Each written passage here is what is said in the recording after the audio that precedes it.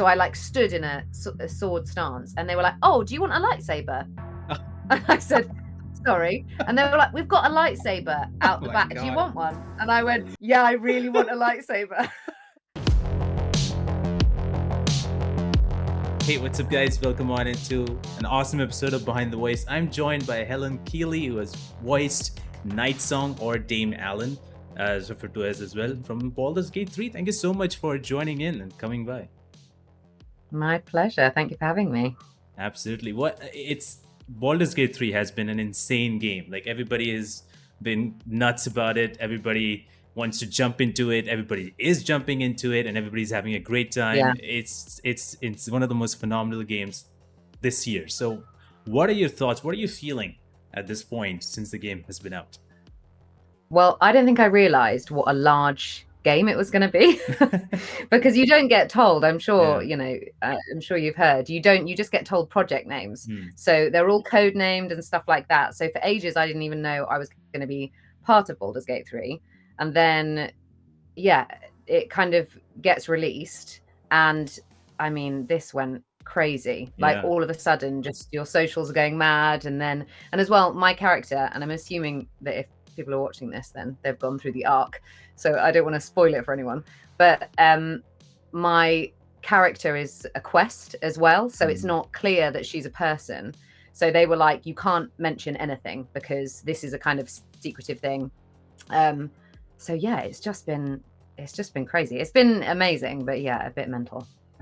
Yeah, the fandom was insane, and I never expected the game to go this big, because it was insane to see. Like, it came out on PC first, and the amount of people, it just kept on growing. It was 800,000 people, and then it was 900,000 people, and it just kept on growing. I was like, how is this possible? So it's insane to see how people are just, and then it came on console, so even more people are playing this game. So, and I have a friend who plays for hours and hours, and he keeps on talking about it every single day.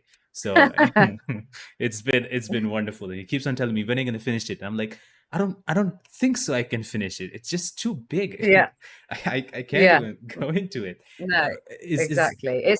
The fans are so, like, I mean, people who play it are so great as well. It's like everyone's probably into the lore of the game and stuff like that. Like, it's really, I love fantasy and all of that. So actually, when I first got this part and they were kind of just telling me the background and things like that, I was like, yeah, okay, great. Give me more. It was so fun. Wow. Were you into like D&D? Because I know this game is like heavily focused on the D&D aspect. Is that something that you're into? No, I wasn't into D&D, but just like kind of growing up, started with classic like The Hobbit and stuff like that. And I do a lot of stuff for Games Workshop and like Warhammer and things like that as well. So yeah, I love doing all sorts of stuff like that. It just kind of, and all the books that I kind of gravitate towards, they're all like still like young adult, like, fantasy fiction, because it's just my wheelhouse. I just really enjoy it. That's amazing. Yeah, it's awesome to see how so much that happens in this game, and so much insane stuff that happens in this game. And it's just the fantasy element of it is insane. I have no idea like how they even thought of bringing up these backstories for these characters and how they meet and how things go, and they can go wild and go crazy and go in all directions. I'm like, how did you guys think of it? It's insane. Yeah, they have, even when the performance directors and the voice directors were incredible, and they just kind of had, honestly, I think about, like, they must have had 20 dialogue trees open at once, because you'd be doing, because obviously each character can make choices, and and each one leads a different way and things like that, and then you'd be doing one thing and they just have to pause 5 minutes and they'd be like, okay, where does this go, and where does this, and like, then the background, and it's, if the player makes this choice and this choice and this choice, this is where you are. So you have to get those emotions right and things like that. But it just means it's a really creative and fulfilling world, because the characters seem real. It's not just like, oh, they go this way and that way and this way and then you're done. Yeah, that's the best thing about, I love about this game, is that you can go in any direction, and it's gonna have those consequences. You're gonna have to face those consequences, unless you just reload and do the other one. But like, you have to like face all those consequences in the stories, and it's amazing to see how people go in a different way, and then they figure it out, or they find it on YouTube, like, oh, there was more to this if I've chosen this path, and then they just go crazy and they reload it again and do the other way. So it's insane. It's like hours and hours of this thing. But yeah, before before even getting into this, you mentioning before, like you were into audiobooks and you have done like over 150 in audiobooks. Like, how has that journey been like for you? Well, I started maybe doing audiobooks, I mean, professionally, like 5, 6 years ago. Um, but I used to, when I was a kid, I used to record them, like record on like tape, like press the play and the record button at the same time and like record books because I just really enjoyed listening to them. And I listened to audiobooks as well. Um, and yeah, I just kind of, I can't remember quite how it started. Um, but it just kind of snowballed a little bit. And then I now do loads, but sometimes you can't possibly voice all of the characters. So some things just like you make a decision and it kind of like comes out of your mouth. But actually that's really helpful in things like video games because you don't always get to see, they do send you the script beforehand, but you don't always get to read the whole thing because either there's so much of it and they've sent it to you the night before, or the writers have like changed it just before you come in and they're like, oh, that thing that you read, or they're like, actually they've taken that back. We're doing a new dialogue tree for this bit, so we're, you know, so you just kind of have to go, okay, right, split second decisions, let's go. Oh my god, that I don't know. That sounds so stressful to me. If somebody told me like, oh well, what you read last night, that's not happening. Something new. I'm like, oh gosh, I Mm, a yeah, buy. Like I don't know. Like it's funny though, you get used to it though so quickly. Like mm, now, like my site, my cold reading is like quite is, I think, well, I hope it's quite good. But you know, when a script just appears on the screen and they kind of go, oh, I'll just give you a second, read it through, and then just go for it. And wow, then obviously they kind of hear what the color you have to bring for it through to it, and then the directors just, you know, point you in the right direction. But that wow. doesn't happen so much with audiobooks. With audiobooks, it's just kind of you and an engineer. So very occasionally on kind of bigger books, you do get a director as well, and that's really nice. But on loads of them, it's just you and somebody else. So you have to be really confident in the decisions you make. But those that skill set is actually really helpful for, I mean, acting in general, and then in the voiceover world as well. Oh yeah, definitely. And you mentioning you listen to audiobooks. Are you still listening to audiobooks? Weirdly, not as much. Really? Like when I was a kid, yeah. Yeah, but no, I've listened to some, but actually because I do so many, I don't get a chance to listen to any because I'm prepping the next one and then like Uh, recording another one because I'm just always recording. oh my god. So like is it when you get to listen to any of it, is it like hard to listen back to your own voice, or is that something you're already used to and like you're okay with it at this point? This, I mean, this is going to sound dreadful. Everyone always says when they listen back to their own voice, they go, "Oh, it's horrible. I hate the sound of my own voice." I don't mind the sound of my own Oh, voice. that's awesome. Which, I mean, is it, or is it really I just mean, like ego? Like I'm an egomaniac. Like, oh, I don't mind. It's fine. It's fine. I like listening. No, I don't listen to like if I've recorded a whole audiobook, I don't sit down and go, oh, I'll listen to my entire reading. I just mean that sometimes I listen back and it's not always like I kind of go, oh yeah, I can see where I was going with that. But yeah, so no, it's not terrible. hey, this is better because I feel like that's great because when I listen back to this, when I'm recording this, I usually would skip my part and just listen to what the guest is saying. I'm like, I can't listen to it because I immediately judge, like, oh gosh, I said this in this way. I should have done it this way, yada, yada, yada, and just keeps on going. And I'm like, I Yeah, can't. but this isn't scripted. So you just kind of, yeah, like this would be more cringe for me to watch because you watch it and you go, oh no, I'm saying I'm saying I'm saying like all the Yeah. time. Whereas when you're scripted, it's, yeah, it's different. Although sometimes you do listen to yourself back. Like so when Baldur's Gate 3 came out, I I saw on various other cast members' socials and stuff. They had like little clips and stuff people Yeah. had put on YouTube, and I was just trying to find like you know my journey, the Nightsong's journey, and some of the things I was like, oh no, I should have said that differently. Oh no, I should have said that differently, and stuff like that. But actually, for the most part, I listened to it and I was like, no, okay, that's good, that's cool, because you only ever get to record your section, so you don't ever hear it in context like with the other Yeah. characters, and that's really good. There were a couple of times when so when I was in the studio and Jen, who plays Shadowheart, was in the studio as well. And I remember she came in and she was like, oh my God, you're doing a scene with me. I'll record the other bit.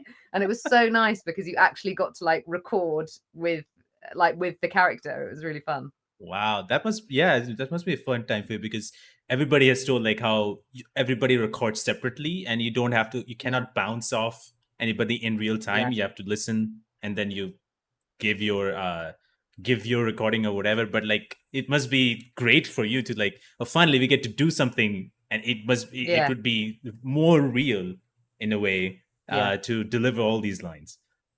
Yeah.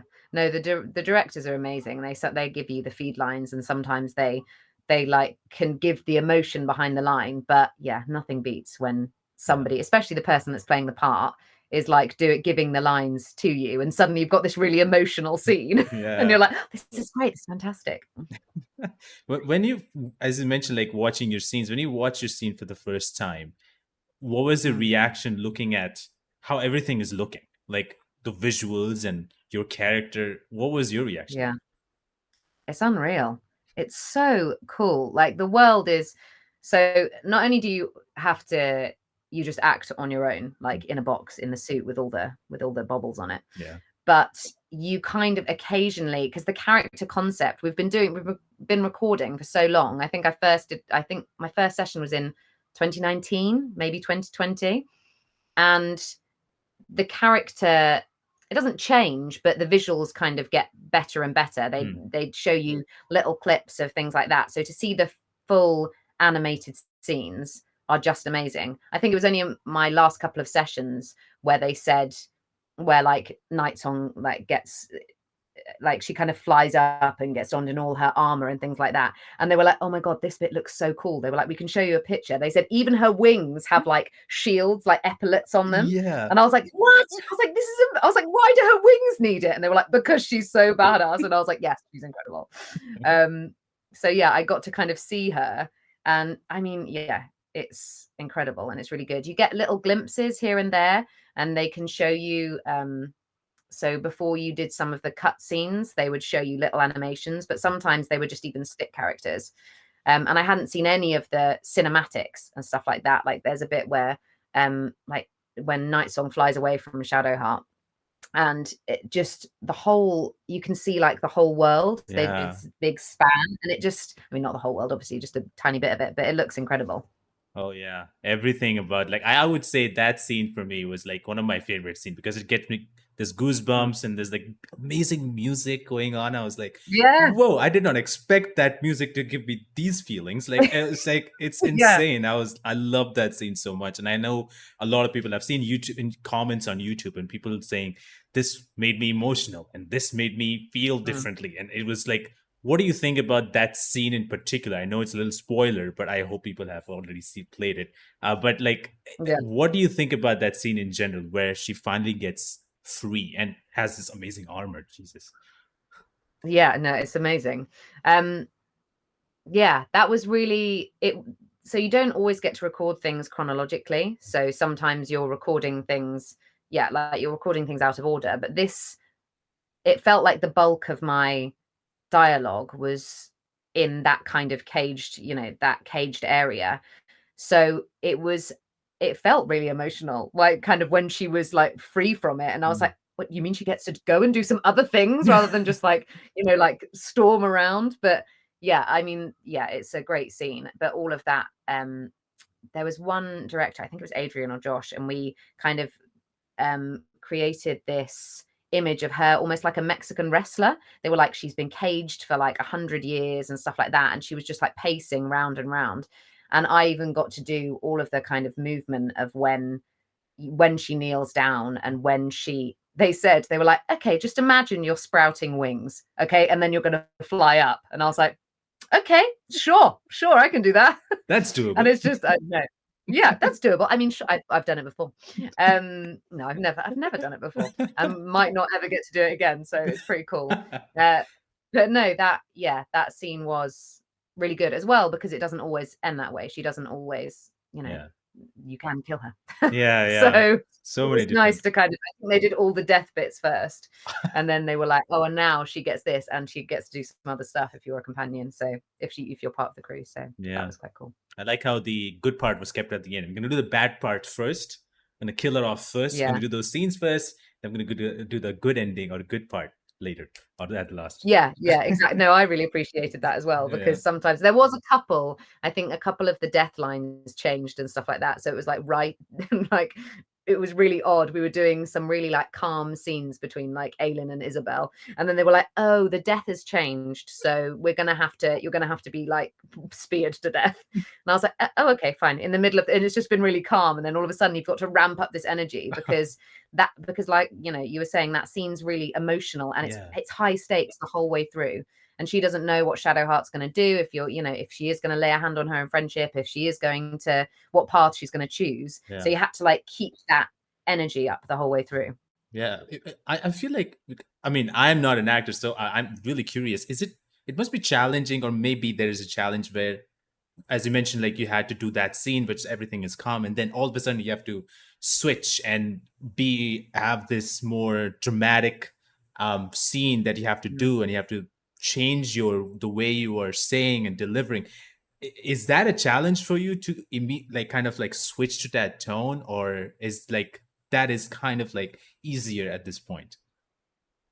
You can, I mean, it's definitely possible. You can do it, but they gave you a lot of, the directors all gave you a lot of time. They'd kind of go, okay, we'll just take a 5-minute break there. And that is really good to kind of shake stuff off, because especially when you're doing something really emotional.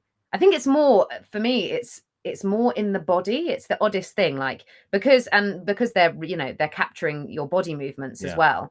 Your kind of shoulders come up and you get really tense and really angry, and then just suddenly your voice can change. And then this is why the directors are so great. The vocal director will go, you're still tense, aren't you? So you're like, your voice has changed, but you're still doing this. And you're like, oh yeah, no, I can't do something calm. And they have to be like, just take a second, like, shake it out, pull your shoulders back. You're not in that place anymore. So that's why it's a whole team effort, I suppose. So you can do it, and you think, oh yeah, that sounds all right. And then somebody else goes, you're still gritting your teeth. No, am I? Okay, I'll stop. I'm fine. That doesn't sound very romantic or whatever. Oh man, that's amazing. When you when you got to know about, okay, this, you're playing Nightsong, she's gonna have this journey.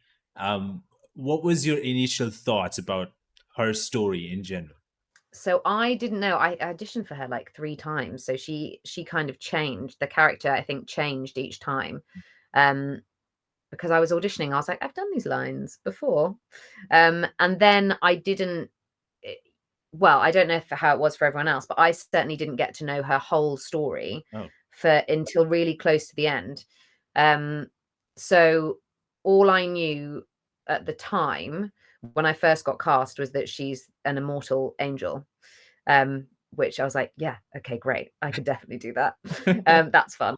And that she was caged, so it was a lot of stuff with like Ketheric and Isobel and stuff like that, like all the stuff with Lorroakan and things like that. That didn't come till much later. So I think it kind of developed slightly. So I didn't, you kind of get a bit of an overview. But what's good about that, I suppose, is that you're not, when you know too much, I think, about a character, you can sometimes, this is going to sound strange, but you sometimes act their future choices.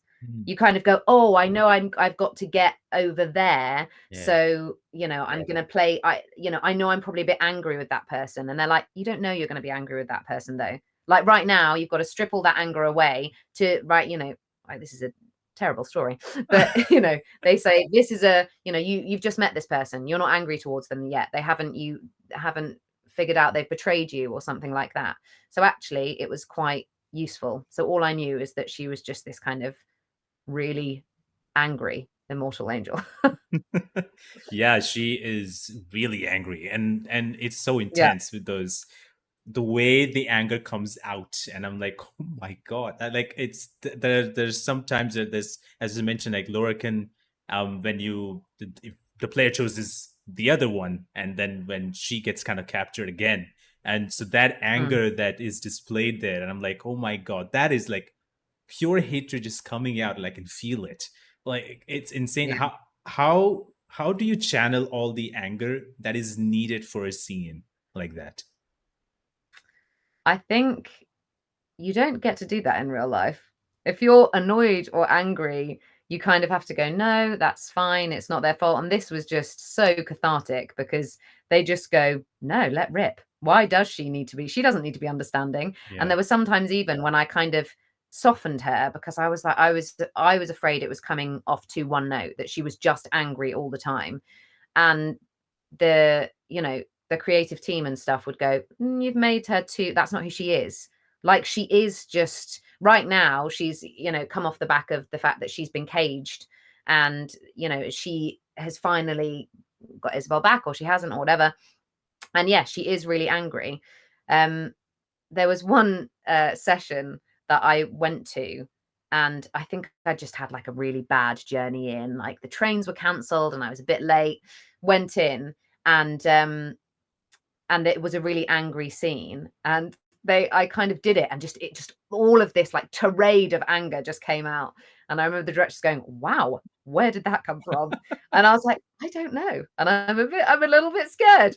But actually afterwards, I kind of skipped out there, like, you know, rang my husband and was just, and he was like, you sound so happy. And I was like, I've just been yelling for 2 hours. You have to put yourself in that situation. It, like, kind of emotionally, I think you have to think of something not in your real life, but like, so you have to find that anger somewhere. But then the rest is, I think, is just acting, because I've never been an immortal angel caged for 100 years. Yeah. So you kind of have to go, yeah, I would be really, really frustrated about it. I would be fuming about that I can't go anywhere or do anything, and I have been duped. And yeah, and all her stuff with Lorroakan, she just absolutely hates him. And whenever I softened it slightly, the directors would go, no, she hates him. Bring it back up. She absolutely wants to kill him. And that was my favorite thing to record, actually, was like the bit where she breaks my him God. over her. Yeah. I love that line that she Yeah. says, and I've like written it down. I was like, wow, this is great. Like, this is like how an angel should have this line. It makes complete sense. And I love that, like, she Yeah. says, Dame Ellen is watching. She is indomitable. And when her face lights the shadows of your wrongdoing, you are broken by its beauty. I'm like, wow, that's a Yeah. great line. And I love that whole scene. I feel like, yes, I'm like clapping, like, yes, she did it. Yeah. It's No, just, I love that whole scene. It's amazing. There's such good days when they bring like crash mats into the studio, and you're just around, because you don't necessarily know which bit's going to need a crash mat. yeah. Because you know, they, for the most part, they kind of don't tell you what like what movements to do and things like that. But on this bit, they were like, we want her to, when it says, you know, is broken, we want you to break him. And so to, like, you know, they were just like, yeah, you've got to lift someone above your head and then break them. It's just go, yeah, that's pretty cool. Wow. I like, that's one of, actually, for me, that's one of my favorite lines. Do you have like a favorite line yourself, like from all the recordings that you've done? In fairness, I think that one's it. I Oh, think that wow. one's my favorite one, because it was just so fun to record. And I think I can't remember, it all blurs into one, but I'm pretty sure that I think I was about 5 months pregnant at the time when I was recording that line. And there was like, I don't know, and there was all these like hormones like raging around my body, and apparently just the anger just came out, and it was, yeah, peak Nightsong.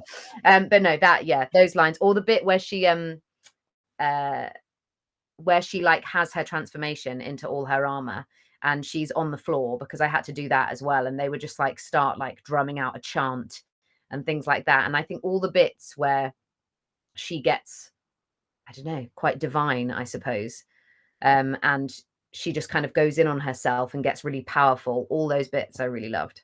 Yeah, I love those bits too. I actually, when I first saw when she finally got free, I never expected the wings are gonna be this good, and Yeah. I've never expected it's gonna be like, because I know she's an angel, but I never expected it to be shown this cinematically in this such a way that gives me goosebumps. So when the wings comes up, there's light coming from behind, and it just Yeah. shines through. I'm like, wow, this is beautiful. And she's like this big, giant kind of spears, Oh a yeah. weapon. And I'm like, wow, everything just looked really cool. Her armor set and all of that looks so cool. And so that is, for me, that is my favorite scene from all of this. Is like, this is like a great story for her. Like, finally gets to be free and shows her absolute power, and like, it's insane. I love that.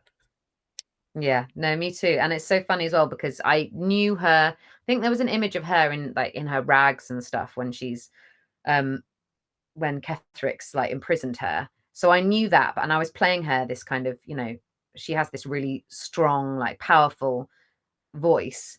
And I was thinking, God, this doesn't really like match up. And then in the end, like you said, when she gets her armor and she gets her weapons and she gets her helmet, and she like glows from the back as well. So when I first saw that, it was one of my last sessions actually, and one of the engineers, they were just like, I think they were like, the trailer's been released, and they were like, and they were like Nightsong's in it, and it's that bit where she turns and like her wings go like that, and they paused it on that, and they were like, look, and I was like, no way is that the full cinematic version of the character. I was like, it looks incredible. Yeah. Oh my god, I just love everything about that scene was so cool. And speaking of like the voice, like uh, what was the process like to like finalizing how she should be sounding? Like I know like you guys work together on this, but like what was the process like for you to figure out like, okay, how she should be sounding like? So I think part of it was the way that they described her when you first cast for it. And I think all the words that we've kind of touched on already, like it said she was powerful, she's immortal. And I don't know, and it just came from, I think my voice is quite low already. And just then I just kind of lowered it even more and just kind of had to just give it even more gravitas, I suppose. And then so when you audition for it, it's not just voice, it's your body as well. And you have to choose a base pose that your character always goes back to. And I just kind of chose how she would stand. And then that voice, I suppose, came from there. And then as you perform it more and more, it like slightly changes. So I think it got a bit gravelier and things like that. And that I think came from the anger. And like I said, they're almost like Mexican wrestler, like pacing, like they just like she's just constantly, she's just, because it's painful every time, that the whole imprisonment is painful for her. So the edges of all of her psychology is just completely frayed. So that's, I think, whenever anybody speaks to her, that's why she will like fly off the handle at a moment's notice. And then the only time she has any softness at all is with Isobel. Yeah, and that there's that unconditional love with Isobel, which I really like. It was like very true love that she has for Isobel. And so what, like I know there's like a particular moment that uh Nightsong has with Isobel. So what was that? What was that like recording that particular scene? Yeah, it was really nice because she's not angry. So it was nice. And she's like, and as well, I think it's so rare that a character they were like, this is her happy ending. They were like, this is, so it's not often that all characters kind of get an option that's a happy ending. Like most of them are not happy. So it was really nice to play, and I could just kind of pull her back a little bit more. And I think and hopefully it came across, but to make all her anger and stuff like valid, I think she has to have that softness as well. And I think the lines were already recorded of Isobel's. So I did get, although she wasn't in the room, I got to react off of her lines, which was just really nice. I mean, it was a bit when they first said, oh, it's Ketheric's daughter. I was like, sure. I mean, why not? Why wouldn't it be the daughter of her mortal enemy? Of course. Yeah.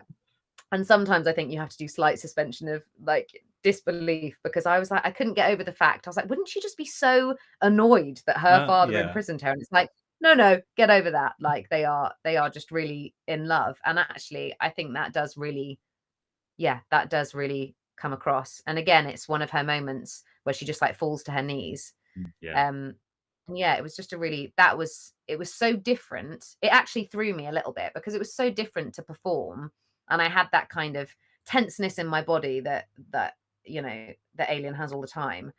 And then to suddenly let that go I was kind of like, oh my God, I don't feel like her. I feel like someone else. So actually, I think that took a few takes to try and kind of get into the place where you're still that character, but you're just that character in love, if that makes sense.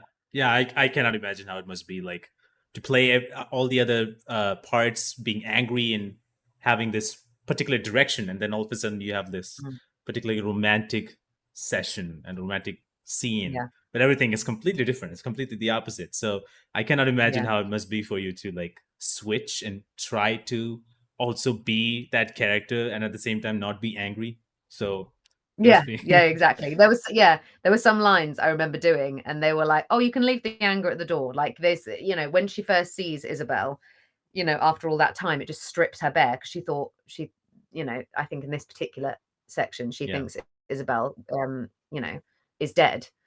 So yeah, that was quite emotional, but good emotional. Yeah.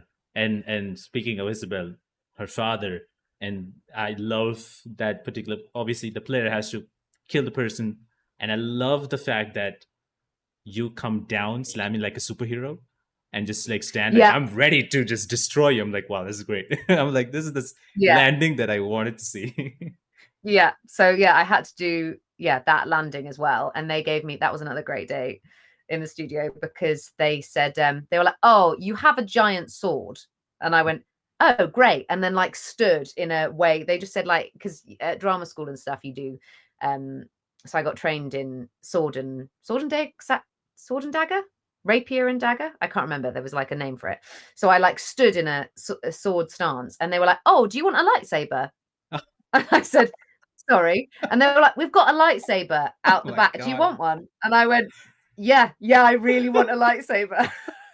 So they bought this like huge life-size like lightsaber, and I was just, it made saber in, and it changed it so much because you've got the weight and things like that. And then obviously I had to stop myself going like making the noise and things like that. I was like, no, wrong universe, and just to shake it away. So yeah, I had the lightsaber in my hands, and when they said no, I think I did one line with it, and they were like, "Oh, you can drop it now. We're done with the lightsaber." And I was like, "No." Wow. Yeah. So no, that Wow. was really fun. That was a really good day. Wow. So you got to be in two different universes at one time, Yeah. being in Star Wars and Baldur's Gate. Wow. Yeah. Yeah. Who Yeah. nobody else Exactly. can I say was so that. pleased. No, exactly. Exactly. I combined the two. I was like, yeah, sure. Lightsaber. Sounds about right. Wow, that's crazy. I love that. There was a scene like with that, killing him as well. Like you were stomping his body with complete anger and stuff. I was like, oh, that's a Yes. he's dead.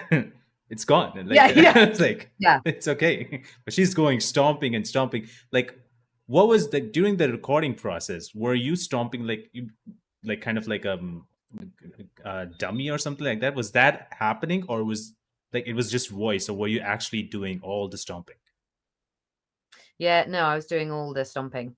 So I had a pillow, like a body shaped pillow, like a couple of pillows in a row, to give me something to, because if you're stamping on the ground, it hits your body very differently. It like jars when you need to kind of, be, and like you need to be kind of grinding something, which sounds awful. But yeah, no, did all the stomping. And what kind of came into my mind, I think this was in the script as well, is in kind of true crime documentaries and things like that, where they say it's like a crime of passion, and you can kind of overkill someone. Yeah. So it's not just like you said, there's a moment where you kind of go, well, he's dead. There is no need, but it's just all that kind of passion and like, and anger and everything she feels, and she just blames him for. But yeah, no, I had to do all the stomping, and just kind of, and you get really like out of breath, but kind of in a good way, because it just feeds into the character and feeds into that emotion that hopefully makes it all a bit more real. Oh yeah, that felt real. I was like, wow, that's a lot of anger. Thankfully, that is gone. Yeah. So, Yeah. Some of it's a bit uncomfortable. You're like, okay, done, move on. Yeah, it's just I love that. And you know, going back to the very first, if you take yourself back to the very first day, when you got into the studio, or when you got into the first session, what was that day like? Was there nervousness around, or were you like completely excited to be like, okay, let's just do this? Yeah, no, I was really nervous because I'd never done motion capture before. Had I done video games then? I think I'd done video games then. I can't remember. But yeah, and just even putting the suit on and stuff like that. Like, so when you go in and you've done it a lot, you kind of are used to saying, they say, you know, what size suit are you? And can you get in your base pose, A pose, T pose, all of these things. I just know what they are now.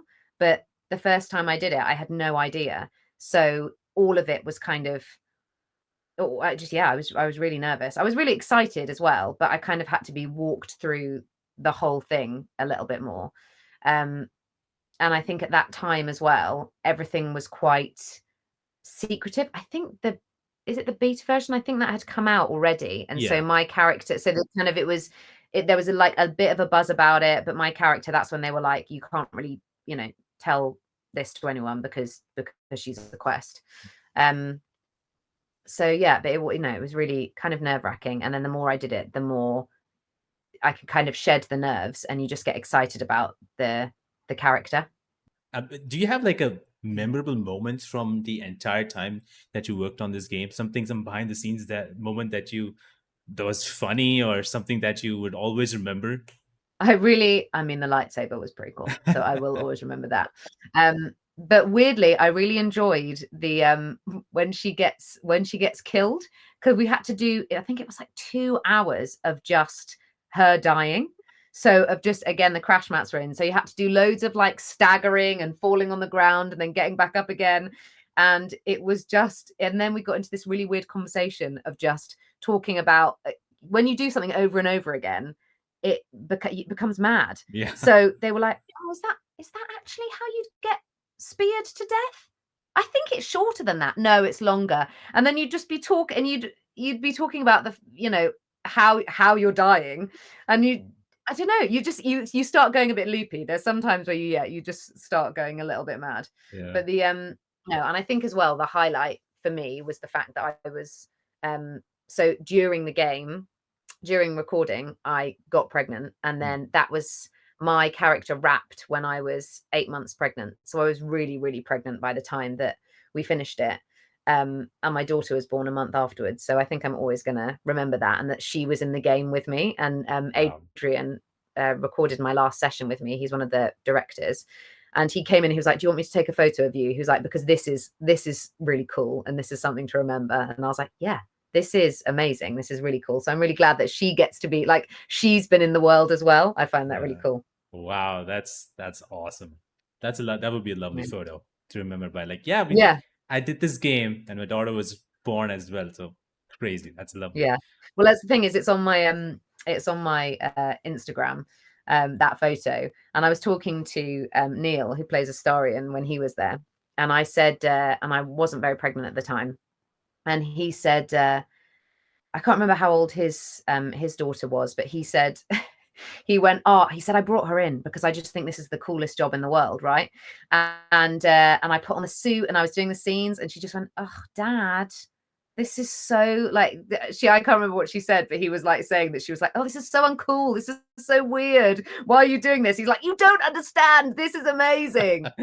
And all of us were like, this is so cool. And he was just like, yeah, I mean, your kids will never get it. So there's me going like, oh, I hope she's proud. But obviously when she's a teenager, something else will be incredible. Oh yeah. Yeah. Things will change at that point, I guess.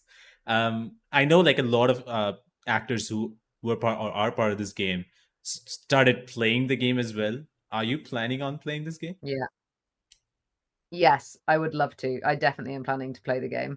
The only thing that's stopping me is I have a small baby.